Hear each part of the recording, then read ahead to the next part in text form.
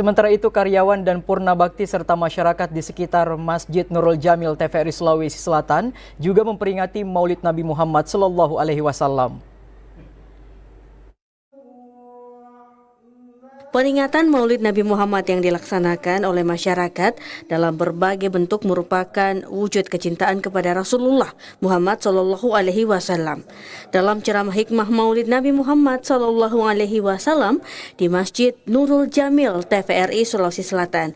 Pada kesempatan ini, Kepala TVRI Stasiun Sulawesi Selatan Andi Fahrudin M mengemukakan penghargaannya dan kebahagiaannya atas terlaksananya kegiatan ini karena tidak saja menjadi kesempatan kita mendapatkan wejangan bagaimana tantangan dalam pelaksanaan tugas. Selain itu, kehadiran Purna Bakti menjadikan kegiatan ini sekaligus momentum silaturahmi. Dalam ceramah hikmah Maulid Nabi Muhammad SAW di Masjid Nurul Jamil TVRI Sulawesi Selatan, Ustadz Haji Arifuddin Lewa menyebutkan beberapa perjalanan hidup Rasulullah yang menjadikannya patut dicintai meskipun kita tidak pernah berjumpa dengan beliau.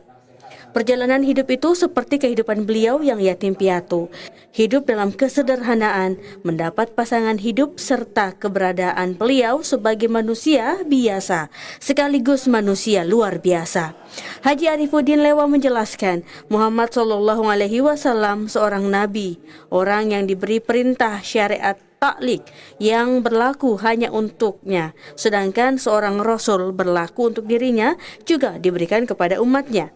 Keunggulan lain yang menjadikan kita patut mencintai dan meneladani Nabi Muhammad SAW adalah beliau tetap mencintai orang lain, bahkan beliau mendoakannya meskipun orang lain itu membencinya. Bahkan saat itu banyak orang yang tidak mencintainya. Dengan gaya khas Ustadz Haji Arifuddin Lewa menjelaskan beberapa perilaku hidup sehari-hari seperti cara makan yang perlu kita contoh. Seperti halnya di tempat lain, setelah pelaksanaan peringatan Maulid, tradisi menghadirkan telur menjadi salah satu perhatian.